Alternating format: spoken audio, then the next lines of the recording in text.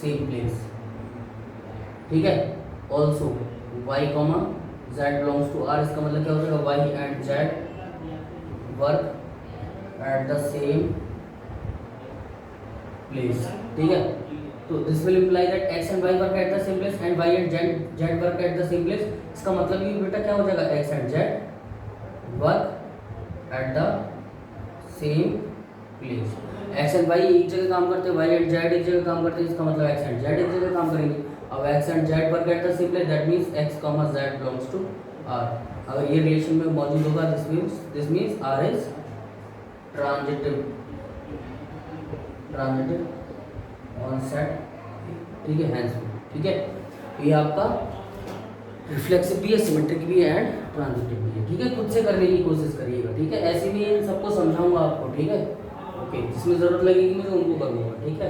अगर आपको फिर भी समझ नहीं आते तो कमेंट करके बताइएगा, मैं फिर उनको सोल्यूशन डाल दूंगा, ठीक है। ओके, देखिए सेकंड पार्ट में देखिए जो रिलेशन दे रखा है वो क्या दे रखा है, X and Y such that X and Y line in the same locality, live in the same locality, live in the same locality. तो बहुत आसान है, ये रिफ्लेक्सिविटी में क्या हो जाएगा बेटा, मैं ऐसे लिख सकता हूँ ना कि X and Y live in the same locality. इसका मतलब ये हो जाएगा कि मैं इसको ऐसे भी लिख सकता हूँ कि ए को एक एलिमेंट लिया, ठीक है, एक्स ले लिया, सपोज मैंने ए ले लिया, ठीक है।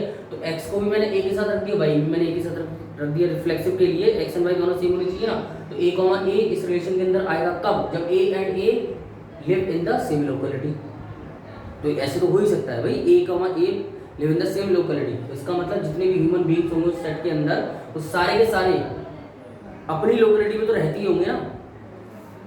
ओके, मतलब सारे के सारे अपने अपने अपने आप से रिलेट तो करेंगे, ठीक है। तो ये आपका रिफ्लेक्सिव हो जाएगा। अब सिमेट्रिक की बात करें, देखो इसी की तरह ये वाला पार्ट, सिमेट्रिक की बात करें तो देखो X and Y, if X and Y live in the same locality then Y and X also live in the same locality, ठीक है।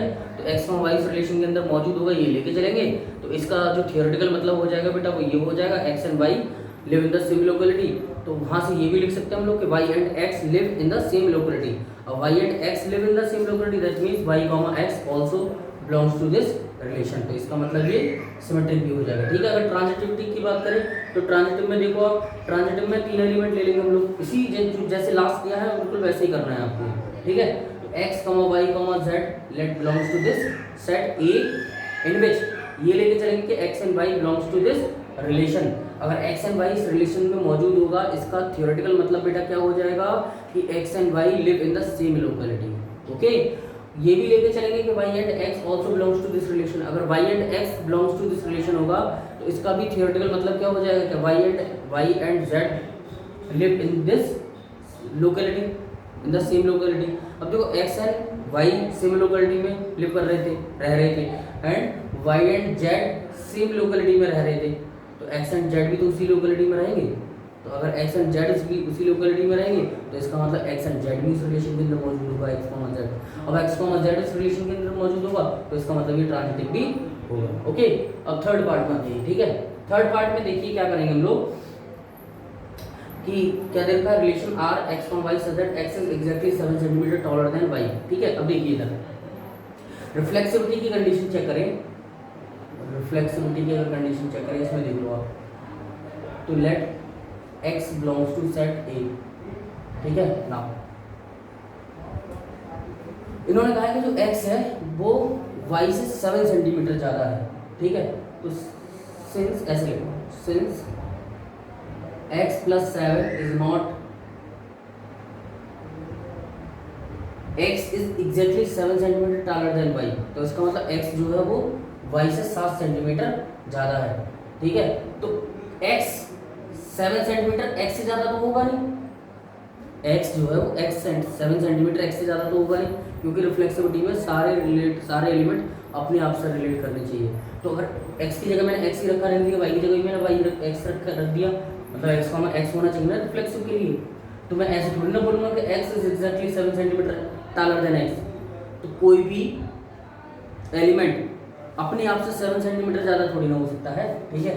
इसका मतलब this will imply that x, x does not belongs to r, hence r is not reflexive. Okay, r is not reflexive. Second में देखिए क्या है second symmetric. तो symmetric में बेटा क्या करेंगे हम लोग, let X comma Y belongs to A such that X comma Y belongs to R. बेटा अगर ये रिलेशन के अंदर मौजूद होगा यानी X is greater than 7 centimetre by Y, तो X can be written as Y plus 7। अगर एक्स 7 सेंटीमीटर वाई से ज़्यादा है तो वाई में 7 जोड़ने पर वो एक्स के इक्वल आ जाना चाहिए अकॉर्डिंग टू दिस कंडीशन। ठीक है, अब देखो एक्स अगर 7 सेंटीमीटर ज़्यादा है वाई से, तो देखो बट मैं ऐसे थोड़ी लिख सकता हूँ कि वाई, ऐसे थोड़ी लिख सकता हूँ कि X plus 7 is not equals to Y. तो बट इसका मतलब क्या हो जाएगा, इसका मतलब क्या हो जाएगा, इसलिए y comma X does not belongs to R. भाई अगर x 7 सेंटीमीटर ज़्यादा है y से, तो y थोड़ी ना 7 सेंटीमीटर ज़्यादा हो जाएगा x से। ठीक है, इस बात को चाहे थ्योरेटिकल भी लिख सकते हैं आप, जैसे मैंने यहाँ पर मैथमेटिकली लिख लिया है, आप इसको थ्योरेटिकल भी लिख सकते हो। कैसे कि x comma Y belongs to R, that means यहाँ पर लिख देना कि x is greater than y 7 centimetre, ये x is taller than 7 centimetre by y। ठीक है, but y comma x does not belongs to r because यहाँ पर लिखना because y is not taller than 7 centimetre by x। ठीक है, hence r is not symmetric। Simple सी बात है यार। ठीक है, x 7 सेंटीमीटर बड़ा है तो y 7 सेंटीमीटर थोड़ी ना बड़ा हो जाएगा। ठीक है, इसलिए आपका सिमेट्रिक नहीं होगा। ओके, अब ट्रांजिटिविटी की बात करें तो देखो ट्रांजिटिव में क्या होगा, मैं इसको रफ कर रहा हूँ, नोट करते रहना। ठीक है, ट्रांजिटिव में देखिए आप, ट्रांजिटिव में क्या हो जाएगा, 3 एलिमेंट लेट कर लेंगे हम लोग। तो let X comma Y comma Z and element transitive, ठीक है, belongs to set A such that X comma Y belongs to A. अगर एक्स वाई से बिलोंग करेगा यानी एक्स वाई से रिलेट करेगा, इसका मतलब क्या हो जाएगा बेटा कि x is exactly taller than y। ठीक है, तो y x is equal to y plus 7 equation 1 कि x y से 7 सेंटीमीटर बड़ा है। अब x 7 सेंटीमीटर अगर बड़ा होगा तो y में 7 जोड़ने पर वो x के इक्वल आ जाएगा। ठीक है, and y comma z belongs to a, तो इसका मतलब बेटा क्या हो जाएगा, y is equal to z plus 7। ठीक है, अब देखो x y से 7 सेंटीमीटर ज़्यादा है एंड y z से 7 सेंटीमीटर ज़्यादा है, तो यूजिंग इक्वेशन 1 एंड 2, एक बार फिर x y से 7 सेंटीमीटर ज़्यादा है, y z से 7 सेंटीमीटर ज़्यादा है, तो जो x जो होगा बेटा x विल बी z से कितना ज़्यादा हो जाएगा, 14 सेंटीमीटर। क्यों हो जाएगा ऐसा, क्योंकि x y से 7 सेंटीमीटर ज़्यादा है, y z से 7 सेंटीमीटर ज़्यादा है, तो x z से कितना हो जाएगा। ठीक है, ओके, समझ आ गई बात। या फिर इसको अगर तुम्हें समझ नहीं आ रहा तो देखो y की वैल्यू उठा के यहाँ रख दो, y की वैल्यू जब यहाँ रखो z प्लस 7 कितना आ जाएगा, x equals to z plus 14। अगर इसका मतलब ये हो जाएगा कि x जो होगा वो z से 14 सेंटीमीटर ज़्यादा हो जाएगा, इसका मतलब हो जाएगा x comma z does not belongs to r, क्योंकि ये तो तब प्रेजेंट होता है बेटा रिलेशन के अंदर जब x z से भी 7 सेंटीमीटर ज़्यादा होता है, यानी hence r is not transitive on set A.